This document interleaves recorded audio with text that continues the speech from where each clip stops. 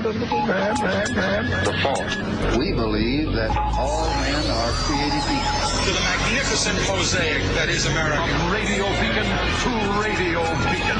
I have a dream. Change has come to America. Believe me. Help is on the way. Knock, knock. Who's there? It's a figment of your imagination. Randi Rhodes Show. Turn up your mind. Oh, it's Friday, you bastards. Federal investigators looking into whether members of Congress knowingly or unknowingly helped the pro-Trump mob that attacked the Capitol on January 6th. They're examining communication records, okay? CNN senior justice correspondent Evan Perez broke the story, and he joins me now. Evan, this is huge news. Good evening to you. Your new reporting is so disturbing. Yes. Did some lawmakers have contact with the pro-Trump mob that stormed the Capitol? And what are you learning here?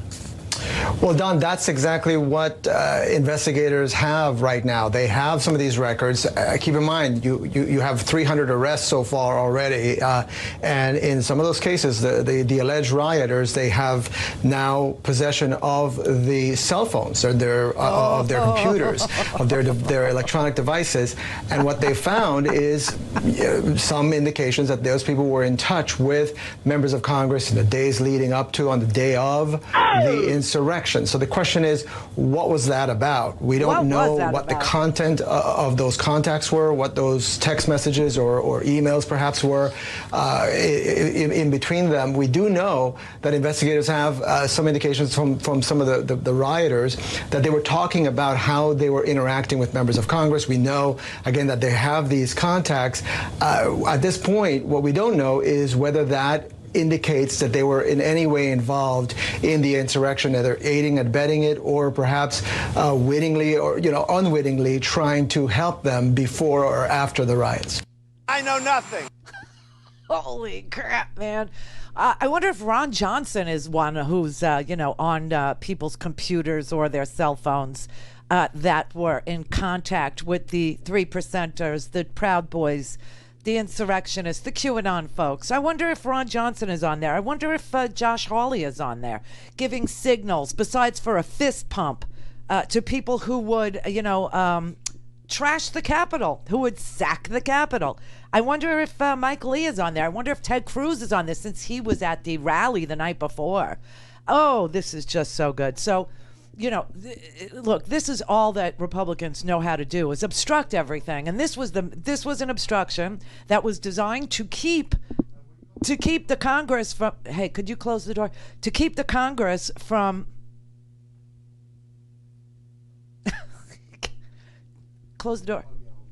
To keep the Congress from certifying the results of the election, to obstruct the certification. That's all the Republicans actually know how to do, is obstruct. That's it. That's all they know how to do.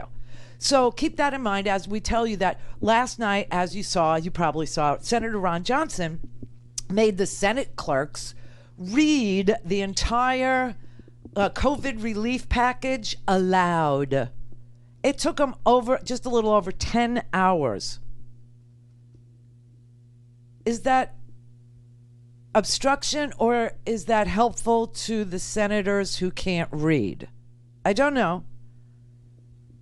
Because I would say the people who can't read, I would say most of them are over there in the House, not necessarily in the Senate, but they actually had that Senate bill read. Ron Johnson had that Senate bill read to a virtually empty Senate last night, and he did not stand there for 10 hours.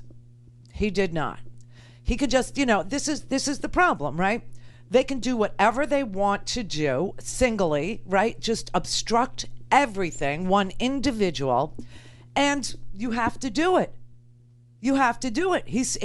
I mean, would it be better if he stood there for 10 hours? I don't think he would have done it if he had to physically stand there for 10 hours.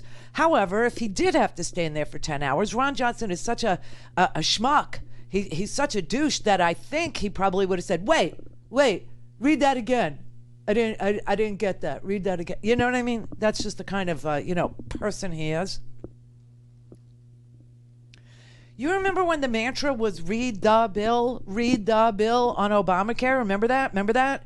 Now they want the bill read, but they don't want to be there to hear it. I don't even understand. Look, if they're not obstructing justice, if they're not obstructing democracy itself, okay, They're obstructing progress. It's all the Republicans are about. It's always obstruction. Obstruction. They're like the fatty deposits in your arteries. Do you know what I'm saying? They're like why you need statins for the Senate. Holy crap, man. They're like a hockey team, you know, that just consists of goalies. That's it, just to obstruct any score, obstruct any progress for us.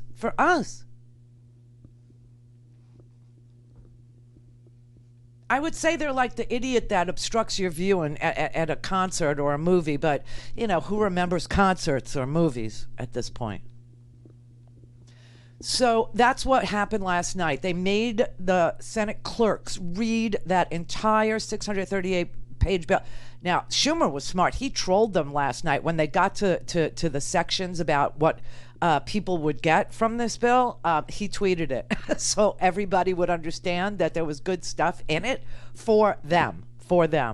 So here we are in the middle of this, trying to get the stimulus through the Senate, trying to push this thing through, you know, through an obstructing, obstinate, you know, and you know that's the only reason. They're only doing this because Biden is the president, right? Because we've had COVID relief packages, because COVID has gone on for so stinking long because of the last president's dereliction of duty, that we actually had bipartisan stimulus packages, and the Democrats voted very, readily with the Republicans when, it was time to get money out the door to help people get through this incredible, pandemic that was allowed to become so widespread in the United States that we actually have the awesome,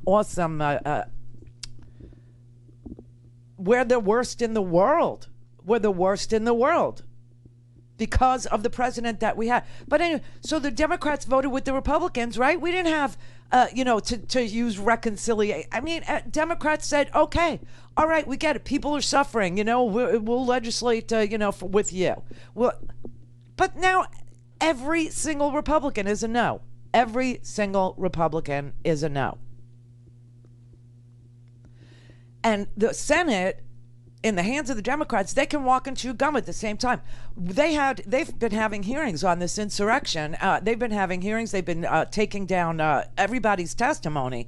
So this week, we heard from Christopher Wray. We heard from the commander of the D.C. National Guard, General Walker, who testified about how the D.C. National Guard was literally prohibited from answering the call, from deploying a rapid response force, from pre-positioning because everybody knew what was going to happen at the Capitol. I mean, the testimony this week was it was hair-raising. It really was. But then all of a sudden we started to get into the deep stuff and found out that there are Congress members who have communicated with people who were at the riot during the riot. Now, I'm going to just play you one guy. This is a very short clip. This is Representative Peter Mahar. He's a Republican from Michigan, and he freely admits that a constituent of his called him from the riot. What's your reaction to what we just heard from Evan, investigators looking into possible communications between some of your colleagues in Congress and the insurrectionists? We don't know that there was anything untoward, but this is certainly of concern. Well, thank you, Jake. And absolutely, we need to make sure that we're not jumping to conclusions first and foremost, but that following every lead to have as full a picture of what's going on as possible and what happened in the days leading up to January 6th, what happened on January 6th is essential.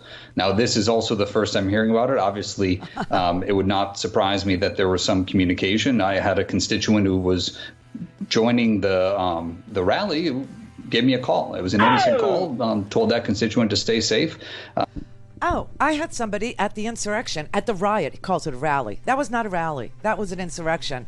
Those were insurgents that called you. So I had a constituent who called me during the riot. Rally. Oh, man. All things Randi at RandiRhodes.com. Go for launch. Speaking truth to power, the Randi Rhodes Show. What's your Thank you. reaction to this news that investigators are looking into these contacts between some Republican members and the people who invaded the Capitol? I'm not at all surprised. All you need to do is take a look at the tape of the rally before. I think 3 members of Congress were down there encouraging the mob to be violent. In one case, one of our colleagues wanted to make sure that asses were kicked. So, yeah, I'm not at all surprised. I mean, how surprised would you be if it does turn up that there was a level of coordination between either the members themselves or the staffs and the people who took over the Capitol? They ought to be thrown out of Congress. Yeah, thanks. And if it's a prosecution is warranted, they ought to be prosecuted. So that's Representative John Garamendi from California. The representative I played before was a Republican from Michigan named Peter Mahar, who actually said, "Oh yeah, this is the first I'm hearing about the the rioters calling congressmen." But now that you bring it up, yeah, one of the insurrectionists did call me in my. Why are you? I mean, have you ever called your representative? Have you? Do they get on the phone with you? Do they? Because they don't get on the phone with me. But this guy, Peter Mahar from Michigan, one of the insurrectionists was able to get through to him on the telephone during the riot. I wonder who else was fielding phone calls from insurrectionists, from 3%ers and Proud Boys and white supremacists and Oath Keepers. And holy crap, man, this story is just beginning, okay? Just beginning. But the FBI, we're going to have an attorney general very soon, right? Merrick Garland. You're going to find out some crap now. You're going to find out some real crap. In the meantime, here we are trying to get this stimulus package through the Senate. And now you got Joe Manchin again. I don't even know what he's talking about right now. But there's a snag. Yes, there's a Republican obstruction snag. There was a last-minute agreement to set the federal, we have enhanced unemployment benefits. And the House bill had it at $400 a week, right? $400 a week, but through August. And it would be taxable. Unemployment benefits are taxable. I love that. You got the billionaires in this country that can avoid paying taxes, but you get an unemployment check. Oh, they're going to get their taxes, right? So now all of a sudden, there was a proposal to lower the benefits to $300 a week, okay? But to extend the payment not just to August, but through September, and then allow for that unemployment, that enhanced unemployment, to be untaxed. So most Democratic senators had agreed to lower the jobless benefits, but extend them all the way through September, ending on October 4th instead of the end of August, and to make the first $10,200 non-taxable. But now we're waiting for Joe Manchin to decide what he likes. Does he like that? Or is he in support of another amendment that was introduced by the Republican from Ohio, Senator Rob Portman? Portman wants to extend $300 weekly payments, reduce it from $400 to $300, and stop paying people July 18th. Not even through August. And we don't know. All we know is Joe Manchin, when he was asked about these amendments, he said, "I like good amendments," but he didn't say which one he was for. So now the whole Senate has just, held open this vote, and it's been held open for hours. It's supposed to be vote-a-rama, and vote-a-rama is you get like a few minutes to debate it, 10 minutes to vote. Next. Keep it moving. Keep going, right? No. So, they're trying to push through this stimulus. It's like pushing a sofa through a narrow doorway. Pivot.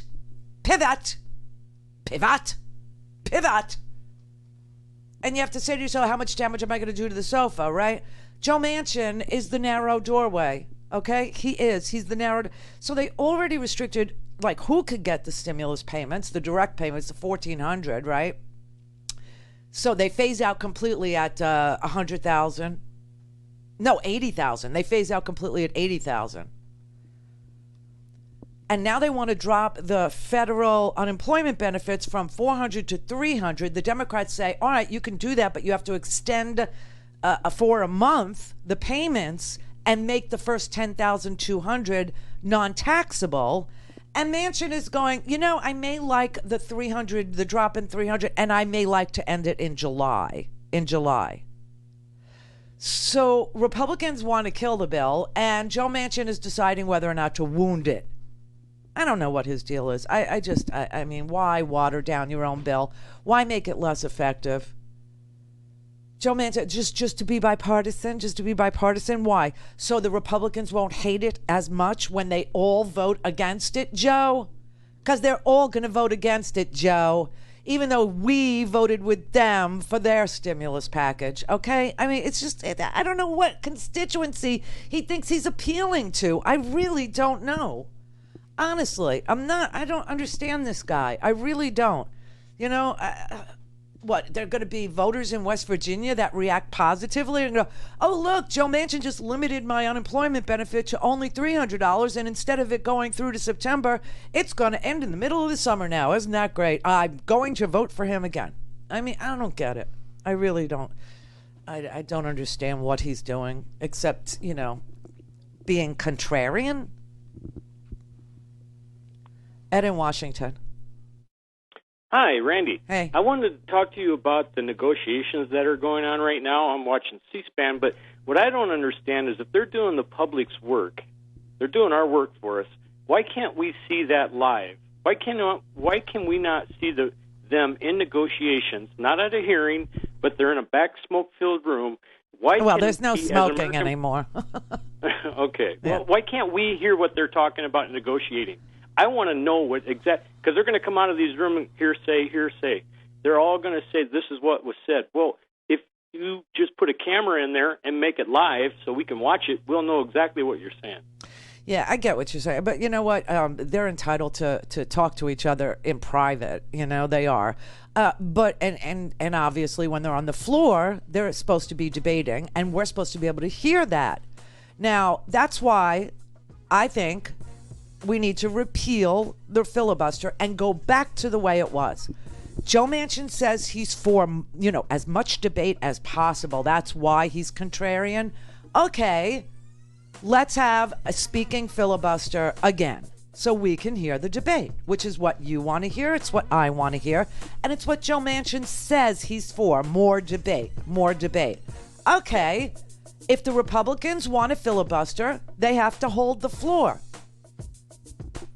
I agree. Right. I agree. Right. And it should. If they want to have, they got to have 40 senators or 40 people in there. Yes. That's what they have to do to maintain the floor. Yes. Exactly. Stop putting the burden on us. Call in, connect. To speak to Randy, call 561-270-3844. 561-270-3844. Are you geolocating people through the FBI based on where they were on January 6th? He asked you about the geolocation and metadata aspects and gathering related to gathering of metadata, that is related to your investigation of the January 6th riot. Tell me what you know about this. So is the FBI accessing cell phone tower metadata from telecommunications companies? Shortly after 2 p.m., as the siege was fully underway, Senator Lee describes it, the phone rang, it was Donald Trump. I hope you can understand my concern. Sure, you can appreciate my concern here. Why are they so concerned? Why are they so concerned? These guys know they're under investigation, and now it's just a matter of them trying to figure out how to fundraise off of it, how to make themselves into the victim, while they're actually, talking to people who are ransacking the Capitol and threatening to kill Mike Pence and hunting Nancy Pelosi. By the way, one of Trump's appointees over at the State Department, holy crap, this guy has been arrested and charged in the assault of the Capitol. He attacked a cop using the police officer's own riot shield. He took the riot shield from the police officer and used it against him. And Neera Tanden couldn't get confirmed because of mean tweets. But Donald Trump's appointee in the in the State Department, that's the diplomatic department, is actually arrested for violence against a police officer. Oh my God! These people are just they just blow, decency and like democracy out the window. They just do. It's incredible. And here we are trying to get along. Joe Manchin trying to meet them halfway, trying to, entertain their amendments to a stimulus package, trying to entertain so that when they all vote against it, Joe, they will hate it less. I don't know. I mean, honestly, West Virginia, come on. This guy is a professional politician. That's all he's done his whole life, and he's worth, I looked it up, he's worth $5 million. And his daughter is, she was the CEO of the pharmaceutical company that raised the price of EpiPens by 500%. Remember when the price of an EpiPen went up to $1,000, $800? That was his daughter that did that. What's with this family? What's with these people? Why is it that anybody that succeeds in politics, look, you got Cuomo now. Cuomo's cooked. You understand that Cuomo is done. This is over for him, okay? And why is he done? Because he covered up something that he really didn't need to cover up, okay? He was in the middle of a pandemic. We get it. And you had the elderly who were disproportionately affected, and the hospital said, we've got to get people, well enough to be discharged, okay? But we need to discharge them to make room for the incoming. It's like a MASH unit here, all right? And he said, all right, well, federal guidelines say that nursing homes should take people who are recovering from COVID back into the nursing home. And so he said, put them back in the nursing home, and they did that. And then he covered it up. Why would you do that? Why would you cover it up?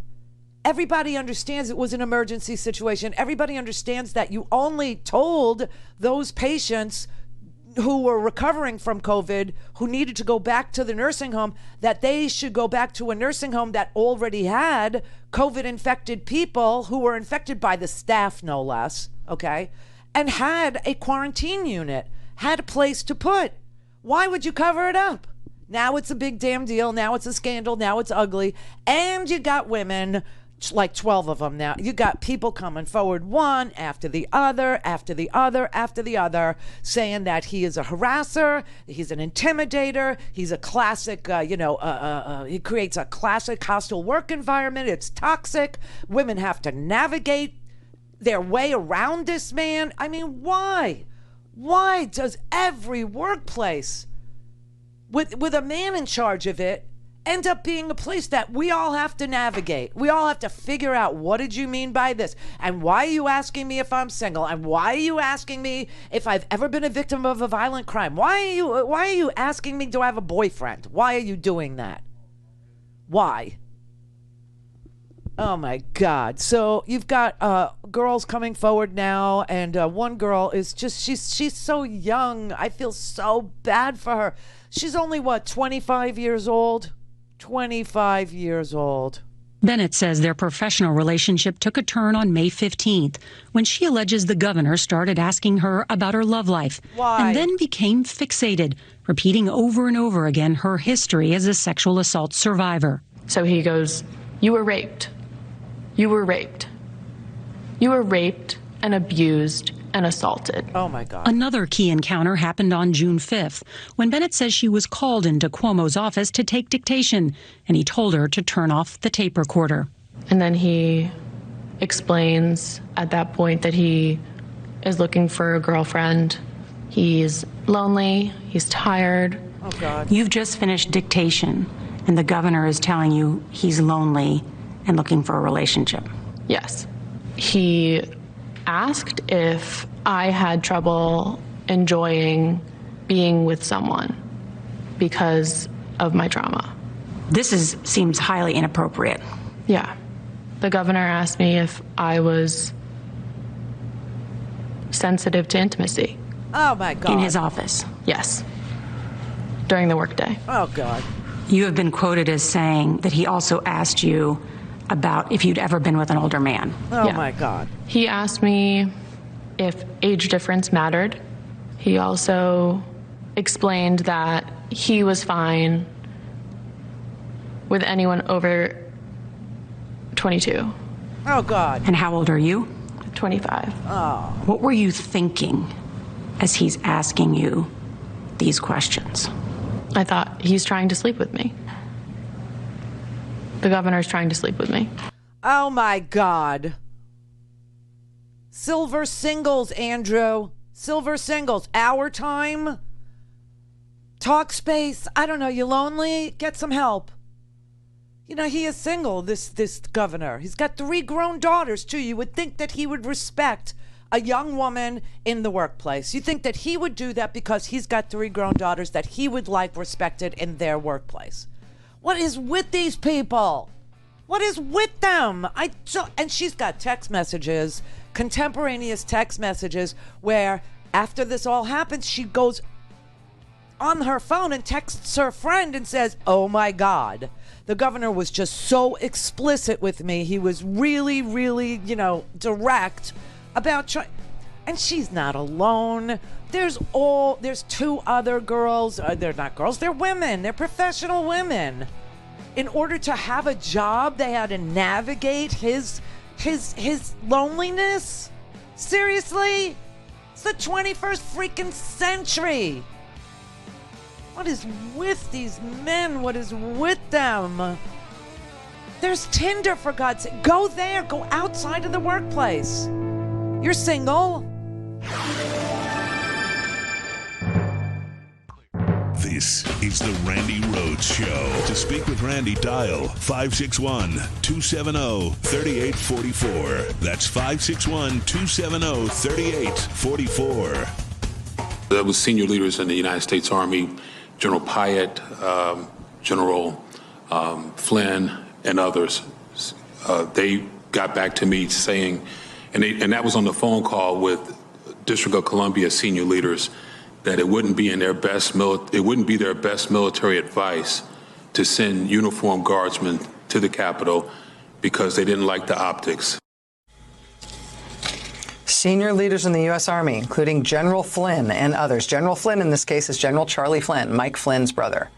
Why did the Pentagon lie and say that he wasn't part of this disastrous decision when he definitely was? Definitely was. Why do they lie? And why is Michael Flynn's brother in charge of deploying the D.C. National Guard on an insurrection day anyway? The D.C. National Guard is entitled to, or had been entitled to, have a quick reaction force and to aid the D.C. Metro Police for its entire existence, except for January 6th, except for that day. I want to play you 4 minutes of testimony from General William Walker, who is the commander of the D.C. National Guard, okay? And he's going to explain to you that the Capitol Police wasn't even permitted to ask the National Guard on January 6th for any help. And this preceded the January 6th riot. Sund, the D.C. Metro Police chief, he knew there was going to be a riot. He knew there was going to be violence. And him and General William Walker apparently are friends. And they talk to each other. And Sund said, I'm not allowed to ask you for help, but if I call you, will you be able to help me?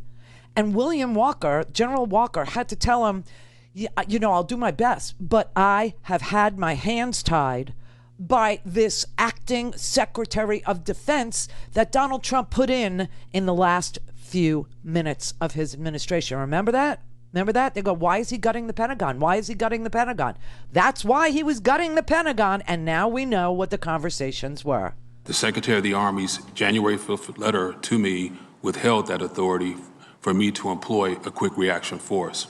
Additionally, the Secretary of the Army's memorandum to me required that a concept of operation be submitted to him before the employment of a quick reaction force. You said that you were able to get immediate authorization in the summer of 2020 during those protests. Black Lives Matter. General Walker, was the issue of optics ever brought up by Army leadership when the D.C. National Guard was deployed during the summer of 2020? Was that discussed?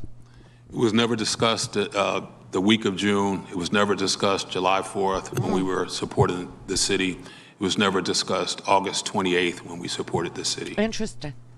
Did you think that was unusual? I did. So I talked to Chief Son on Sunday. I talked to him Saturday and Sunday. We talk. We're friends. I've known him for a long time. So on Sunday, I asked him, are you going to request D.C. National Guard help? And if you do, I need it in writing. It has to be formal because the Secretary of Defense has to approve it. He told me he was not allowed to request a support. And I asked him if he wanted me to share that, and he said no. No. I can't even ask you for the support, is what he told me. Oh, my God. But he did say, but if I do call you, will you be able to support me? I said yes, but I have to get approval from the Secretary of the Army and ultimately the Secretary of Defense because it's a federal request. During the phone call with the District of Columbia leaders, the Deputy Mayor, Chief Son, Dr. Rodriguez, who was talking about optics, were General Flynn and General Pyatt.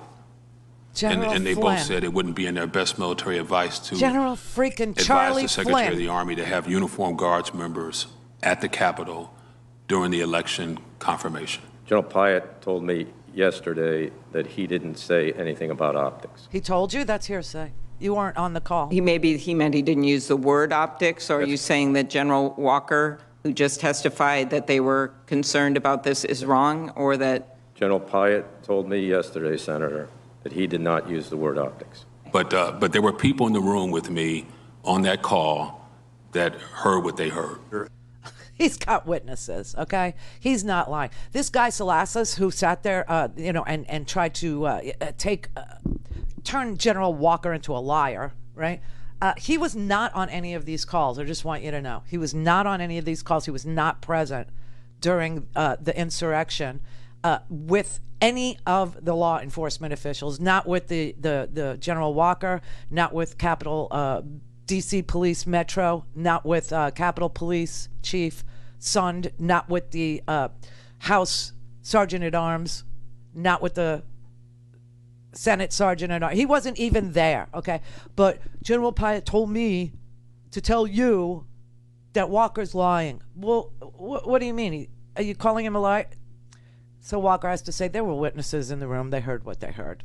And yes, it was Michael Flynn's freaking brother who didn't want to deploy the National Guard in the middle of an insurrection. And so they withheld help for the Capitol, help for Nancy Pelosi, help for Mike Pence. They literally withheld the National Guard for 3 hours and 19 minutes. That is why the National Guard was not at the Capitol until 5:08 in the afternoon when this all happened. During our show, it actually started about 1:30 in the afternoon, and by the time we got on the air, the Capitol was breached. It was breached. And we kept sitting there going, where's the National Guard? Because you remember Black Lives Matter, and my God, it wasn't just the National Guard. They had prison extraction teams. They had guys with no insignia, little green men out there. They had guys on horseback. They had guys with shields. They had guys with pepper balls and pepper spray and long guns. And oh my God. Wow. So now we know what happened. Donald Trump gutted the Pentagon, put this lunatic guy in there, okay? This crazy dude who would withhold a deployment of the National Guard in the middle of an insurrection because Donald Trump knew there would be an insurrection. Donald Trump planned it. Donald Trump seeded it. Donald Trump and Rudy Giuliani with the big lie. They just kept on hammering about it. They started Stop the Steal. That was Roger Stone's baby. Roger Stone was given security by the Oath Keepers. And one of the militia people, the girl, remember her? She actually said that that members of Congress asked her to deploy to protect them because they knew they would not be getting National Guard help. So they asked the people that were going to do the insurrection to protect the members of Congress who were in on it. You know, Paul Gosar, he's one of them. Mo Brooks, he's the one that said, you know, it's time to kick some ass, right? They're down at this rally, getting people inside, getting people to go take over the House of Representatives and to go kill Mike Pence. They brought a freaking gallows. Wait, just wait. And that's why Mike Lee and Josh Hawley were asking Chris Wray, how is the FBI tracking, these calls? What is it, metadata? What is it? What do you have? What do you have? I'll tell you what he has. He's got the computers and the cell phones of the people that were arrested. Now, very few people were arrested that day, right? Because Donald Trump told them to go home in peace, that he loved them, they were special, and to let them just walk out of there. But now they're being arrested. Now they're being taken in, and now there are search warrants, and now you could have their cell phones, and now you could have their computers, and now you could have their laptops, and now you can see who they were talking to and what they were talking about. This thing was planned so far in advance is crazy. I mean, I guess I should look up the day that Donald Trump put this Chris Walker dude as acting Secretary of Defense, okay? Because that guy is the guy responsible for not allowing the National Guard to respond. So he was put there on purpose. He was put there so a stand-down order was pre-positioned. I mean, there's a smoking gun memo that was sent on January 5th from Chris Miller, okay, from the Secretary of the Army, to the Secretary of the Army, actually, saying the National Guard cannot be armed. The National Guard cannot use any of its gear. The National Guard can't this. The National Guard can't that. Just making sure that it was safe passage for the insurrectionists, making sure that not a hair on their crazy little QAnon heads would be disturbed. This testimony this week was hair-raising. It really was. You could tell this is quite a week because my hair is dirty and it's Friday. You could always tell.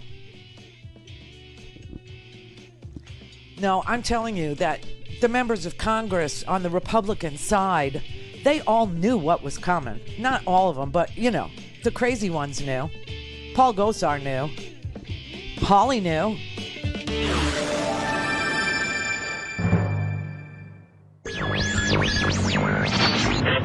Mary had a little man. The fall. We believe that all men are created equal. To the magnificent mosaic that is America. From radio beacon to radio beacon. I have a dream today. Change has come to America. Believe it. Help is on the way. Knock, knock. Who's there? It's a figment of your imagination. Randi Rhodes Show. Turn up your mind. The National Guard commander testifying that he had 155 guardsmen ready to go. But a memo one day before the riot said that he had to get approval from the Secretary of Army and the Secretary of Defense. We dialed in trying to get the Secretary of the Army on the call, but he wasn't available. He wasn't available. Wasn't available? During an insurrection. He wasn't available. While rioters were allowed to run rampant, he wasn't available. While guardsmen were sitting on buses ready to go. We put guardsmen on buses. We brought them inside the armory so nobody would see them putting on the equipment and getting on the buses. And then we just waited to get the approval. They waited. And they waited. And they waited.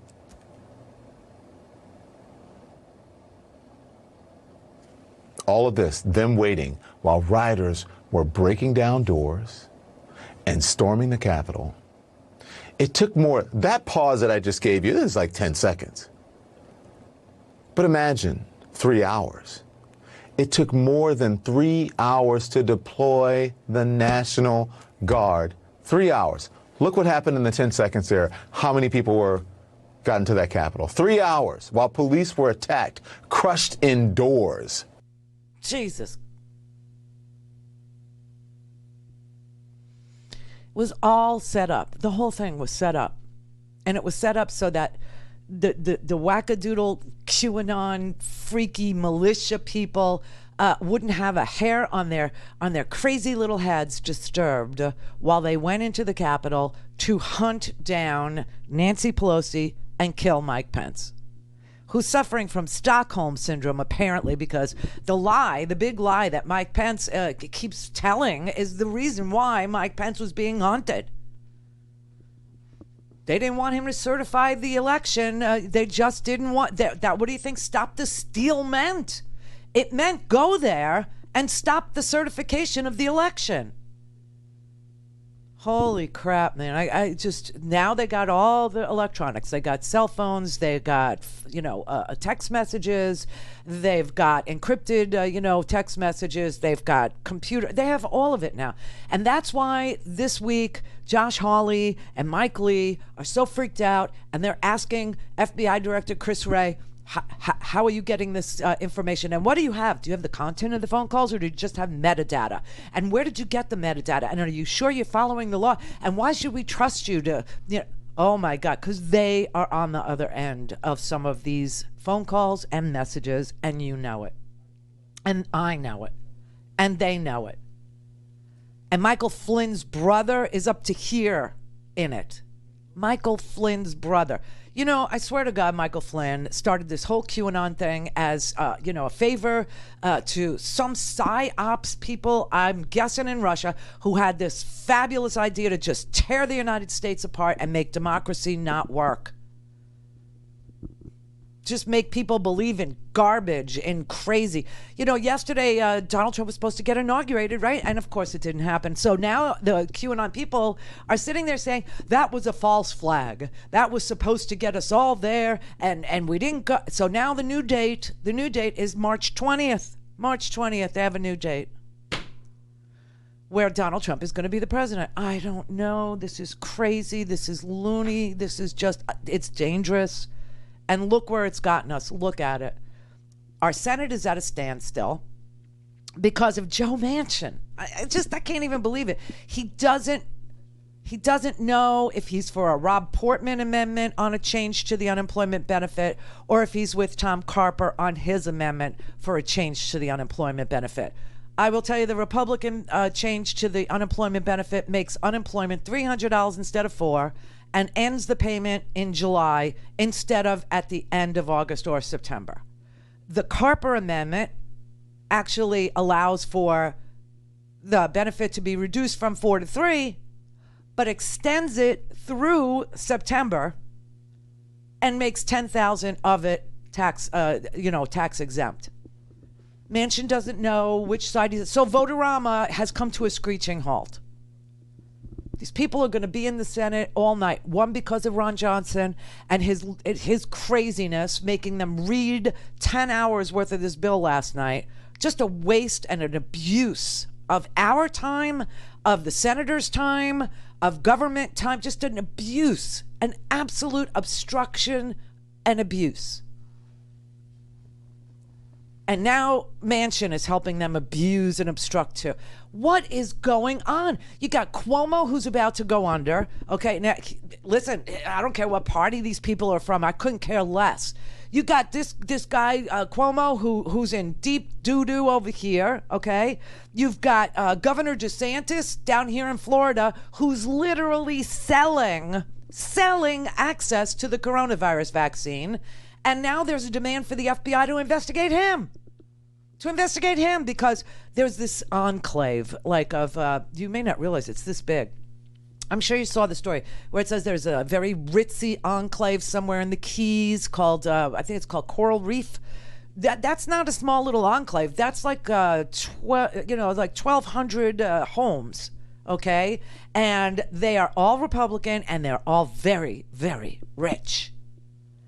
And they donated, not less than $5,000. Somebody donated $250,000 to Ron DeSantis, okay? And Ron DeSantis made sure that they had access to the coronavirus vaccine before anybody else in Florida, and that includes senior citizens. They got vaccinated, both doses, in January. Both doses. When the president secretly got his and Melania secretly got hers, that's when this ritzy enclave, for a donation, for $250,000, for $5,000, Ron DeSantis, Ron Death Sentence, made sure that they got both doses of their COVID vaccine before anybody else in Florida. So the FBI now has to investigate him. God. And Manchin is arguing about whether or not we those people who lost their jobs, who don't believe their jobs are ever coming back, honestly, because the place is closed, the restaurant went belly up, or the bar is closed, the bar went belly up, or the movie theater is not going to reopen, or whatever their job was. They know they're not getting their job back. They just need to be, helped out until they can find another job. And Manchin is saying, I don't want to give him 400. I want to give him 3. And I'm not sure if I want it to go through the middle of July or if we should get them through the fall and let them have it tax deduct. I don't know. I have to think on it. So Rob Portman was just walking through or Manchin was just walking through the hallway, and somebody, wanted to talk to him, and he was on the phone with Rob Portman. So he didn't answer any questions. I mean, what is going on here? None of this happened when the Republicans were passing a stimulus package. Democrats did not play this game. They did not do this to the American people. They did not, stand in the way of people getting their checks. They did not stand in the way of people getting unemployment. Not one Republican voted for the stimulus in the House, and not one Republican in the Senate is going to vote for this stimulus package. So why do we give a damn if they hate it less when they vote no? I don't know what goes on. I mean, I honestly, don't know what goes on in Joe Manchin's head. I don't know what game he's playing, but it's a game to him. And, you just got to come to the conclusion that maybe he's just a contrarian. Maybe he just likes all the attention. Holy crap. So he's serving in a body where you got Josh Hawley and Ted Cruz and Mike Lee and God knows how many other Republicans knew there was going to be an insurrection and were cool with it. All things Randi at RandiRhodes.com. Go for launch. Speaking truth to power, the Randi Rhodes Show. This was a violent attack on people. I mean, I've seen a lot of things in my life, but I've never seen such a violent mob attacking police. And if any member of Congress was involved in any way to encourage or enable that, A, they ought to be thrown out of Congress, and if appropriate, they ought to be charged with a crime. Do you think they'll be able to prove it at this point? I have no idea, but I do know that they were down at the rally encouraging the mob to engage.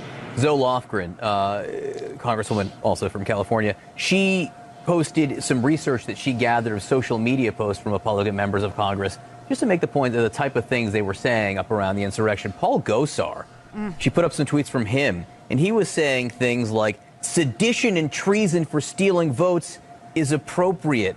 Stop the steal, 2021. Biden should concede. I want his concession on my desk tomorrow. What do these tweets tell you? Well, that's just one example. Certainly, Mr. Gosar was tweeting and saying things.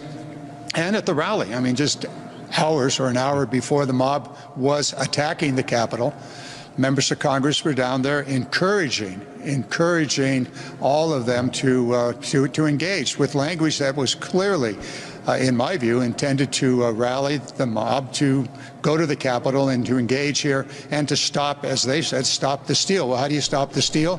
You stop the Congress, the Senate, from carrying out its constitutional responsibility of affirming the selection of the president. So it wasn't just Paul Gosar, and it's not. Listen, Ted Cruz was at that rally too. Josh Hawley, remember he gave like the fist bump. He would walk by and these people are so dirty. I can't even explain. And here you have Manchin okay, Joe Manchin, holding up progress, and he's supposed to be a Democrat. The whole thing is just it's out of whack. It's so broken. This is why, honestly, this is why this bill, H.R. 1, the For the People Act, is so important. It is so important. It's going to decide whether or not this country remains this country, at least for the next 25 to 50 years. Truly. Truly. And if we can't carve out an exception for the filibuster to make Joe Manchin happy, because we can't get rid of the filibuster because Joe Manchin isn't for getting rid of the filibuster, and neither is Dianne Feinstein. There's a lot of people that are not down with getting rid of it. But, Senator Mitch McConnell figured this crap out, right? When Donald Trump got the presidency, Mitch McConnell said to himself, what do I want? What do I want? I want the Supreme Court. That's what I want. I want a tax cut for the wealthy. That's what I want because I'm wealthy. And so with 51 votes, Mitch McConnell got the tax cut done through reconciliation. That's how that tax cut got done. Transferred $2 trillion of our money to the wealthiest Americans and did it through reconciliation, 51 votes. And then he got rid of the filibuster for Supreme Court justices. And he put 3 of them on there. And Kennedy did not look sickly to me. He didn't look like he was ready to retire to me, but I'm sure, something happened there. Something about his son. I don't know, how, those conversations actually go. But all of a sudden, Kennedy's retiring, okay? He's going to get out of the way. They put 3 Supreme Court justices, and that is what Mitch McConnell wanted, and that is what he did, and he did it with 51 votes. 51 votes. And that's all they did. That's all they did.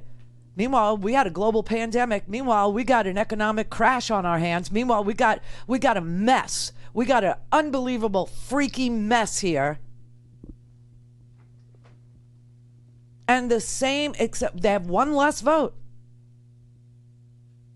They don't have 51, they have 50. And they can stop everything with that. They can stop everything. They can make the things they want happen with 51, and they can stop everything with 50. That's why we need H.R. 1. We need new rules. We need money out of our freaking politics, number one. Okay? And H.R. 1 actually does campaign finance reform.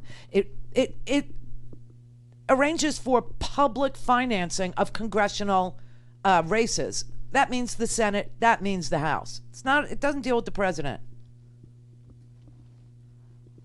Get the money out, number one.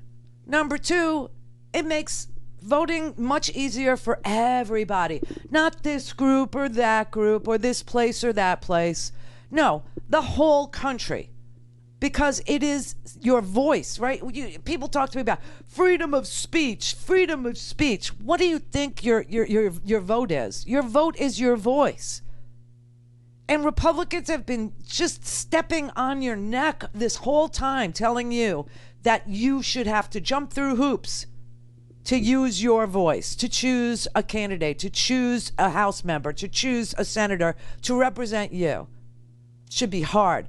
You know, if they do away with early voting or drop boxes, you know, in Georgia, in-person voting, it was an 11-hour wait to do in-person voting, an 11-hour wait. Can you imagine if the 2.2 million who mailed it in had to stand on that line as well? You're talking 15 hours to vote in Georgia, and that's what the Republicans are doing. They're totally about that. Totally.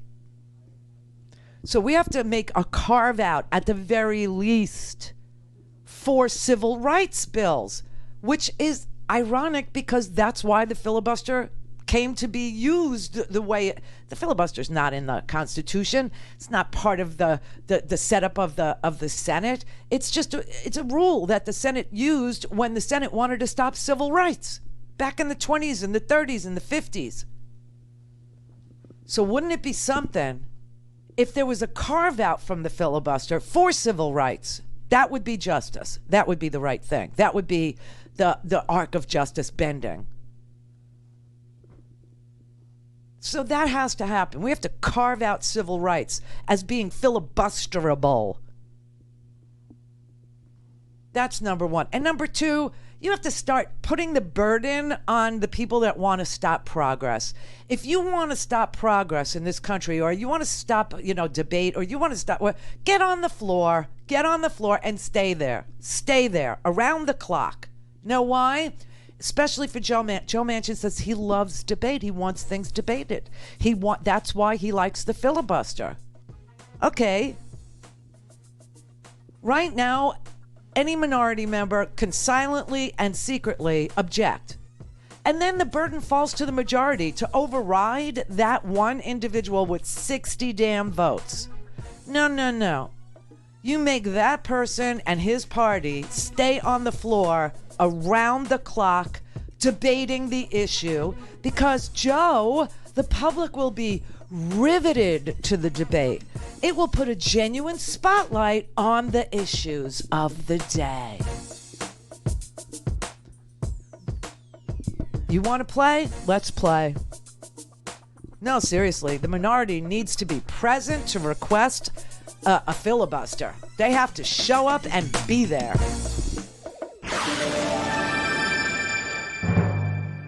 Call in, connect. To speak to Randi, call 561-270-3844. 561-270-3844. Oh, wow. I couldn't believe the day is going really stinking fast. So let me just say that we are in the middle of our spring fundraiser, our spring pledge drive for Free Speech TV. And yesterday went really well. So thank you so much. Yesterday was match day. $10,000, up to $10,000 of donations were matched. That was so. Guess what? Today, some super funders decided they wanted a match day too. So thanks to June today. Yesterday it was Medea in D.C. Today, June in Oregon is going to match today's donation in memory of Ed. Suzanne in Virginia, Ron and Becca in Florida, John and Jean in Oregon, Bill and Jane in North Carolina, Mark in Florida, Pat in Colorado, Brenda in Texas, Steve in Virginia, and Mac in Colorado have all gotten together, and they together will match up to $10,000 anything that you give to Free Speech today, which is beautiful. It's just, it's stunning. So please do dial this number right here. See that? 877-378-8669. And you can see, for $120, there's a Free Speech T-shirt. $50, there's a webcam cover. There's all kind, $150. I will sign an awesome, beautiful black Randi Rhodes hat for you. Personally, I'll do it in like a silver Sharpie I like. I also like a bronze. Sometimes I do a bronze. It's beautiful. Anyway, they will match. So your $150 becomes $300 today. Okay, that's just, so you could do it online too. freespeech.org is the website, freespeech.org. Or dial the number 877-378-8669, and some lovely person in Denver, Colorado will answer that call and take that money off your hands. Now, if you can't do it, that's fine. That's why we're here. We're here for everybody, but those who can must, and those who can't, no problem. We get it. We hear you. We're here for you. We will be here for you as long as the people like June and Suzanne and you all get together and keep this free speech thing going. So thank you very much. 877-378-8669. Okay. I appreciate it. Michael in Oregon. May I help you? Laura in New Mexico. Hi, Randi. Hi, Laura. I love your show. Thank you. We love you. Oh, thank you. Hey, I was just wondering something. What do you think would have happened if the National Guard were at the Capitol during the insurrection with the terrorists? Do you think they would have stood there, or do you think they would have thought, we're not going to let you hurt somebody. We're going to just shoot you? And what? I mean, you. It seems like you would be the person to know about this. So here's what would have happened. Had the National Guard been deployed in the manner that they were deployed when Black Lives Matter were peacefully protesting, what you would have seen was a larger perimeter around the Capitol, more space between the protesters and the Capitol, and none of this would have happened. That's why they told them that they could not respond with anything ahead of the insurrection. So that's how the people got that close to the Capitol. There was nobody there to, keep them a decent amount of distance away from the Capitol. That's how you prevent an insurrection. And that's what the National Guard did for Black Lives Matter. I mean, they were all the way out, like from the White House. They were so far away, right? No one was allowed near it. So they would not have gotten close enough to beat somebody with a flagpole. Right. Right. They would not have been close enough to breach the Capitol. That's what a perimeter is for. A perimeter is it's like the green zone in Iraq, okay? You create a space where the insurgents can't come in. But even with that many people, you think they could have held them off? Yes. Yes, you create a perimeter that's big enough, and those people can't, they can't get near their objective, right? They just can't get near enough. And if somebody, breaches, the National Guard, that's why they're armed, or that's why they're on horseback, for God's sake. You don't even have to kill anybody. You just run them down with a horse. They did that with Black Lives Matter. They were all on horseback. Do you remember that? Yes. And then they were standing on the steps of the monuments. Yes. Right. That's creating a perimeter. That's keeping people far enough away where they can't do violent things to the Capitol Police. The National Guard was only ever deployed to aid the Capitol Police, to help them. And they would have wanted more space between the insurgents and their target, the Capitol. So it would have never even gotten that far. What far? How far are we going? Well, I mean, they would have never broken into the Capitol. No, they never would have broken into the Capitol, no. And you know what? General Walker testified to that. He said that, he had 150-something guys that were ready to go. And they said, well, 150 guys, I mean, that's hardly anything. He goes, no, from my experience, in my 29 years, that's enough to keep people far enough away where the Capitol's not breached. Very good. Thank you so much. So, and I just want you to know that if those people were black, okay, if they were black, first of all, the National Guard would have created a huge perimeter. We know that because, during Black Lives Matter in June, we saw that. I'll go pull up the video. I have a video of a report of all of the horseback and no insignia guys, and how they were outfitted in riot gear, standing on the steps of all the monuments, right? Just an amazing effort to keep people from... But if this was a crowd of people who were advocating for Black Lives Matter, or were advocating for something that Donald Trump was against, anything at all, they would have been shot and killed, and everybody knows that. Everybody knows that if black people were beating police officers, or Antifa were beating police officers with flagpoles, with the American flag upon it, first of all, Fox News right now would not be talking about Dr. Seuss. They would be talking about this, that people have to go to jail and people have to get the death penalty and Blue Lives Matter and blah, blah, blah, and all this. But it's exactly the opposite. These were white people beating police officers in the name of something that Trump was for, and that was not certifying the election. So not a hair on their head could be mussed or touched. But if these were black protesters, or these were people as white as me, but protesting for black lives, I would have been shot and killed. Of course, I don't get to beat a police officer in front of the Capitol with an American flagpole. I don't get to go in there with nipple tattoos and freaking fur and horns on my head. I mean, what is wrong with people? And what is wrong with people? Of course, right. And the National Guard would have been pre-positioned, and there would have been a huge perimeter, and we would never have gotten that close, number one. Number two, we'd be dead if we did. This is the Randi Rhodes Show. To speak with Randi, dial 561-270-3844. That's 561-270-3844.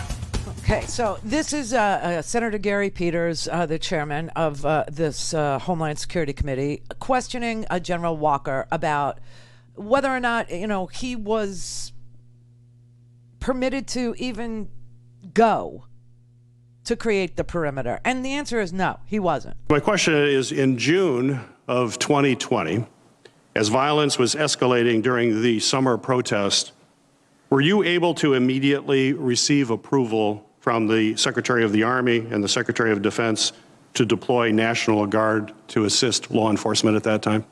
Senator Peters, I was. Yes, sir.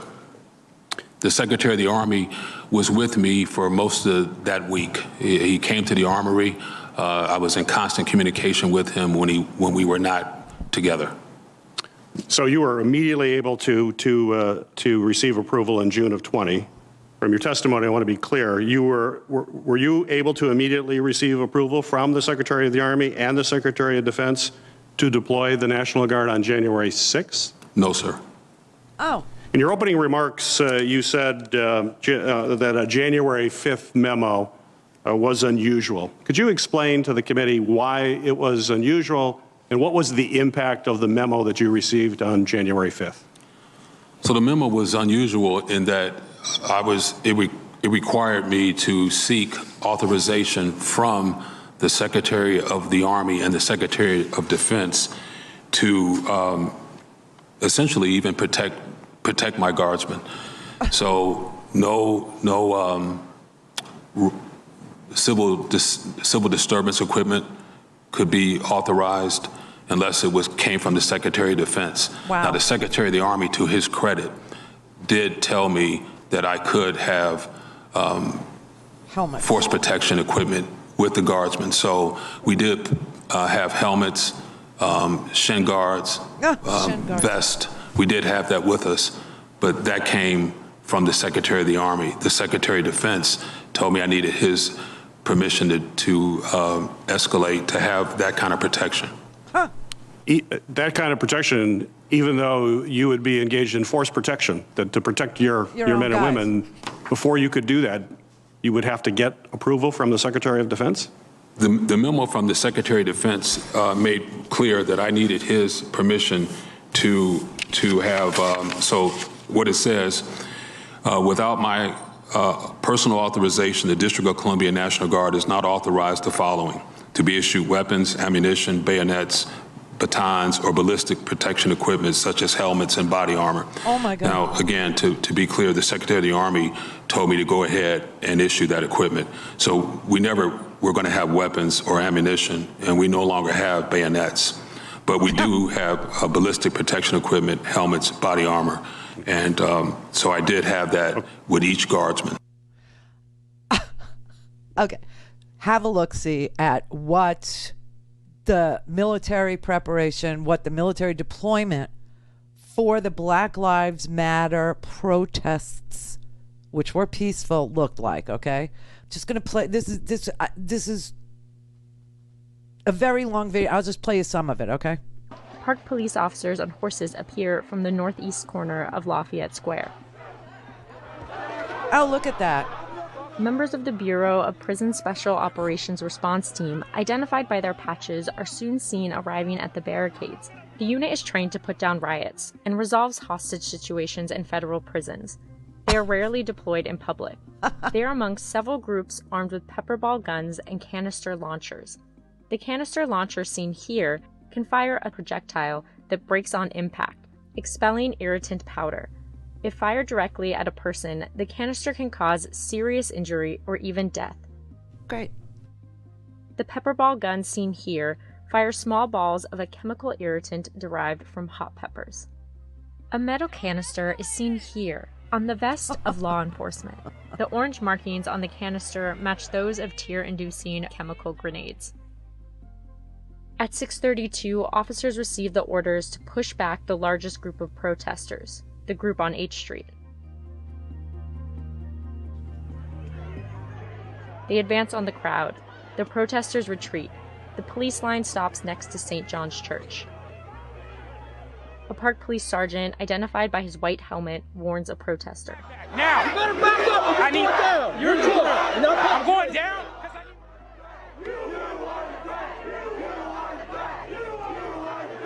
At 6:35 on H Street, park police officers rush again toward the protesters. Other officers quickly follow. A chemical grenade is rolled. It is unclear by whom. Yeah, none of that happened. Okay, none of that. What you were looking at there are the Bureau of Prisons extraction teams, mounted Capitol Police on horseback, National Guard, and they kept a perimeter all the way around so that no one could get near the White House, okay? That was not done. In fact, the opposite was proactively done. They sent the message to General William Walker of the D.C. National Guard and said to him, you cannot have helmets, you cannot have shin guards, you cannot have canisters, you cannot have weapons, you can't have any ammunition of any kind, no helmets, for God's sake. So then the Secretary of the Army, who is below the Secretary of Defense, who was an acting Secretary of Defense, who was put in at the last freaking minute, because everybody around Donald Trump resigned. Everybody. And he handpicked this one guy, this Chris Miller dude, who sent a memo to the National Guard commander saying, you will not deploy on January 6th. And if you do, you're going to do traffic work because we're not giving you helmets. We're not giving you shin guards. We're not giving you any ammunition. We're not giving you any weapons of any kind, not pepper balls, not bullets, not anything, nothing at all.